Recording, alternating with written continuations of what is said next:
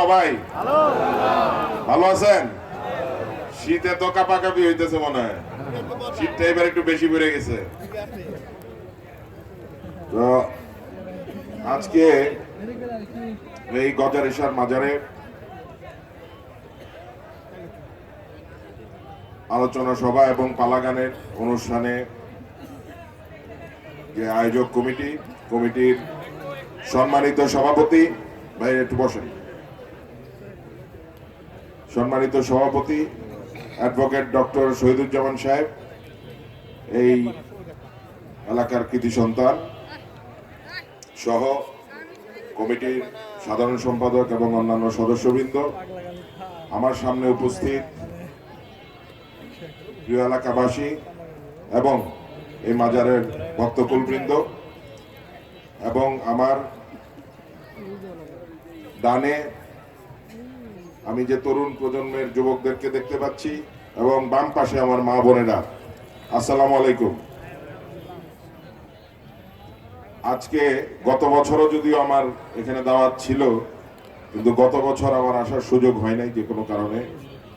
এই বছর আমি আসতে পেরেছি, এই জন্য আমি এবং বিশেষ করে আমার এই অ্যাডভোকেট শহীদুজ্জামান সাহেব আমার বাবার সাথে উনি রাজনীতি করেছেন, ওনার সহযোদ্ধা ছিলেন, সহকর্মী ছিলেন। উনি দীর্ঘদিন মানে প্রায় প্রতিদিনই আমারে ফোন দেয় যে 6 তারিখের কথা মনে আছে কিনা। আমি বলছি যে মনে আছে। তো 6 তারিখটা আজকে এই অনুষ্ঠানে আসার জন্য ওনাদের সকলের পক্ষ থেকে যে আমন্ত্রণ জানানো হয়েছে, এবং আমিও এসে দেখলাম যে আপনারা এখানে এত রাতেও, শীতের রাতে প্রায় কয়টা বাজে এখন? 11টা বাজে, 11টার উপরে বাজে। আপনারা এখানে সবাই উপস্থিত আছেন, সেজন্য সকলকে ধন্যবাদ জানাচ্ছি। তো আমি আপনাদের সকলের কাছে প্রথমেই দোয়া চাই। আমাদের সাবেক প্রধানমন্ত্রী, বিএনপির প্রয়াত চেয়ারপারসন দেশনেত্রী বেগম খালেদা জিয়া, আপনারা জানেন যে গত 30 তারিখে ভোর 6টার সময় উনি আমাদেরকে ছেড়ে, এই দুনিয়া ছেড়ে চলে গেছেন। এবং আপনারা দেখেছেন যে 31 তারিখ ওনার জানাজায় সারা ঢাকা শহর যে জনসমুদ্রে পরিণত হয়েছিল। আপনারাও অনেকে হয়তো তার জানাজায় অংশগ্রহণ করছেন না? কারা কারা গেছেন হাত তুলে দেখান। এখান থেকে অনেকেই গেছে। শুধু বাংলাদেশের নয়, পৃথিবীতে আমি এত বড় জানাজা হইতে দেখি নাই কখনো। তো সেই নেত্রী, যিনি কিনা তার জীবনটা বাংলাদেশের মানুষের জন্য উৎসর্গ করছেন, এবং আপনারা জানেন যে তার উপর কত নির্যাতন চালানো হয়েছে, তার উপর কত অন্যায় অত্যাচার চলেছে। তাকে এক কাপড়ে বাড়ি থেকে বের করে দেওয়া হয়েছিল, তার বাড়িকে ধ্বংসস্তূপে পরিণত করছিল, এবং তার উপর মিথ্যা মামলা দিয়ে তাকে একটা নির্জন কারাগার, যেই কারাগারটা পরিত্যক্ত ছিল, ঢাকার কেন্দ্রীয় কারাগার, যেটা পুরাতন, এখানে কোনো বন্দীরা থাকে না, সেখান থেকে বন্দী নিয়ে নতুন কারাগার যেটা কেরানীগঞ্জ হয়েছে, সেই কেরানীগঞ্জে মানে বন্দীরা থাকে। আর এই কারাগারটি পরিত্যক্ত, এটার মধ্যে কেউ থাকে না। সেই কারাগারে তাকে একজন মহিলা মানুষে বন্দী করে রাখা হয়েছিল। তো তার উপর এত অন্যায় অত্যাচার হয়েছে, এবং তারপরে তার যে যখন চিকিৎসার প্রয়োজন হয়েছিল, তখন তার চিকিৎসার জন্য তার পরিবার এবং দলের পক্ষ থেকে বারবার সরকারের কাছে আবেদন করা হইতো, কিন্তু তার চিকিৎসা নিয়েও তারা হাসি ঠাট্টা তামাশা করত। মনে নাই আপনাদের? এমনকি খালেদা জিয়াকে সেই পদ্মা সেতু থেকে ফেলে দেওয়ার হুমকিও দিছিল, যে টুস করে ফেলে দিবে। মনে আছে? তখন শেখ হাসিনা কি বলতো? এমনও কথা বলছে যে এই শুনি আজকে অসুস্থ, কালকে অসুস্থ,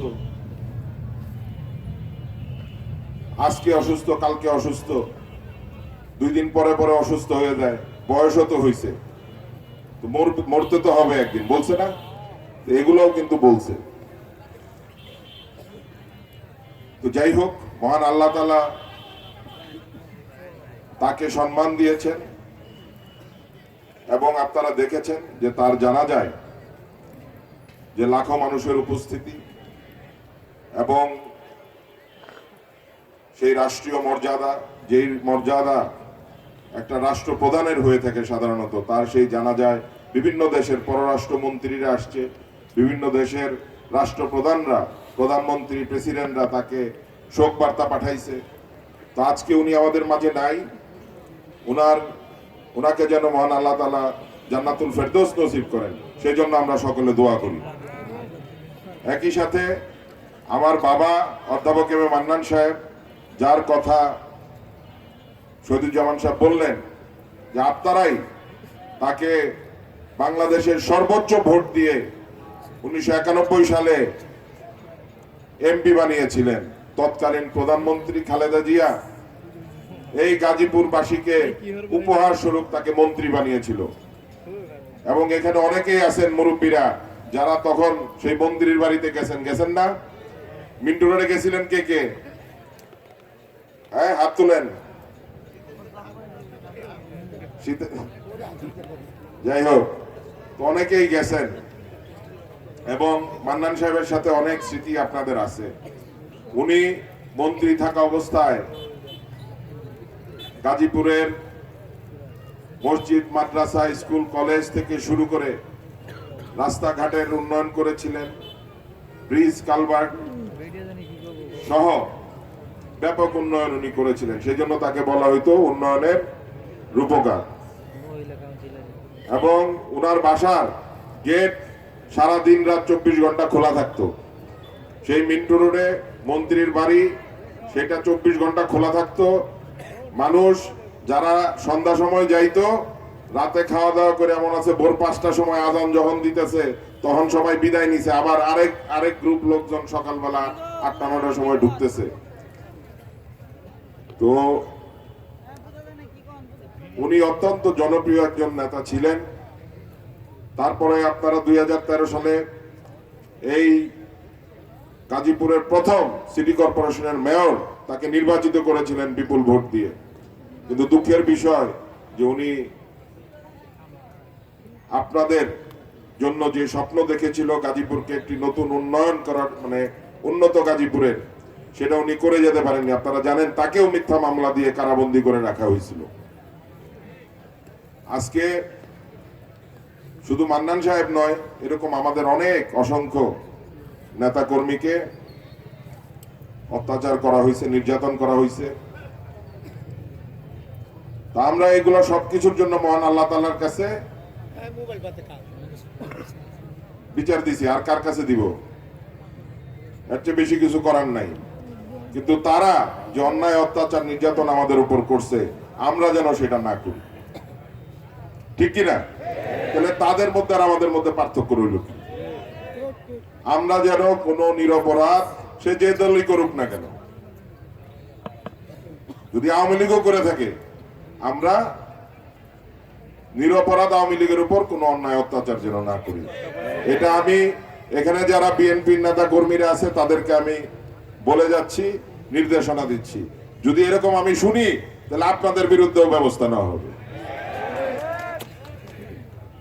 কারণ আমার বাবা কখনো অন্যায়কারীকে পছন্দ করতেন না, উনি অন্যায় করতেনও না। এবং আমার বাবাকে দলমত নির্বিশেষে সকলে ভালোবাসতেন। তো আমি আপনাদের কাছে, যারা বিএনপির এখানে নেতা কর্মীরা আছে, তাদের কাছে প্রত্যাশা করব যে আমাদের দেশনেত্রী বেগম খালেদা জিয়া যে শিক্ষা আমাদেরকে দিয়ে গেছেন, আপনাদের নেতা অধ্যাপক এম এ মান্নান সাহেব যে শিক্ষা আপনাদেরকে দিয়ে গেছেন, আপনারা সেভাবে জনসাধারণকে পাশে নিয়ে তাদের সুখে দুঃখে আপনারা পাশে থাকবেন। এবং আমাদের নেতা তারেক রহমান সাহেব, যিনি কিনা বর্তমানে একটা ঐক্যের প্রতীক হয়ে উঠেছে, সকল দল মত নির্বিশেষে সকলে মনে করে যে একমাত্র তারেক রহমানের হাতেই আগামীতে বাংলাদেশটা নিরাপদ। আর কাউরে দেখেন, আর কোন নেতার নাম কন তো দেখি, কয়টা 5টা নেতার নাম কন। আছে? আচ্ছা, কে কইতে পারবো ওই যে একটা অন্য দলের 5টা নেতার নাম? 5 জন বলতে পারবেন? আচ্ছা, 3 জনের নাম কোন? সম্ভব না। হ্যাঁ, ওই যে কি ইসলামী দল, ইসলামী দলের 3টা নাম কোন? 3টা নাম কইতে পারবো কে? হ্যাঁ, আচ্ছা, দলের নামের আগে ইসলাম লাগাইলে কি ইসলামিক দল হয়ে গেল? আমগো যে অনেক অনেক মানুষের নামের সাথে ইসলাম আছে, এরকম ইসলাম নামের কেউ খারাপ কাম করে না? আছে না? তো মানুষ তো তার কর্মের উপর দিয়ে মানুষের মূল্যায়ন করতে হবে, নামের উপর দিয়ে করলে হবে? ঠিক মতো তুলুন যে গলিটা। ওই যে অনেক জায়গায় আছে মদিনা ট্রেডার্স, আনলে কি এটা মদিনা হয়ে গেছে? মদিনা তো মদিনায়। তো আপনাদেরকে যেন কেউ বিভ্রান্ত না করতে পারে, ওই জান্নাতের টিকিট যেন আপনাদেরকে না কেউ বিক্রি করতে পারে, এদিকে খেয়াল রাখতে হবে, ঠিক কিনা? জান্নাতে নেওয়ার মালিক একমাত্র কে? কি মা বোনেরা বলে না কেন? কে? আল্লাহ না? একমাত্র আল্লাহ জানে যে কে জান্নাতে যাবে, কে জাহান্নামে যাবে। তো আমি আপনাদেরকে বলবো যে আপনারা এগুলা থেকে সাবধান থাকবেন। আর আমি আপনাদের সাথে আছি, আপনাদের পাশে আছি। আপনারা যে কোনো প্রয়োজনে আপনাদের সুখে দুঃখে আমাকে পাশে পাবেন। আগামী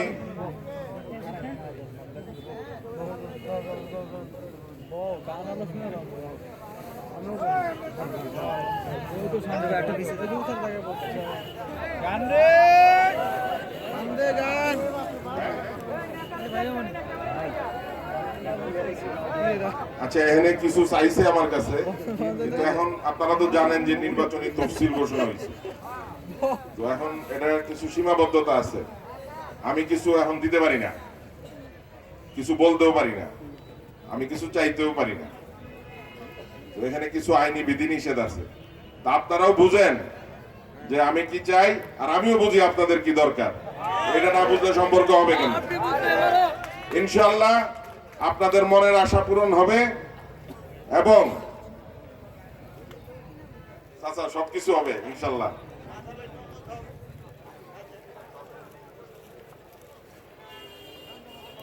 এখন এখানে ইনশাআল্লাহ আমার বাবা যেখানে থেমে গিয়েছিলেন, করতে পারেন নাই কাজ, সেখান থেকে আমি শুরু করলাম। আপনারা যদি আমার সাথে থাকেন ইনশাআল্লাহ সবকিছু হবে আপনাদের চাওয়া অনুযায়ী। এবং গাজীপুর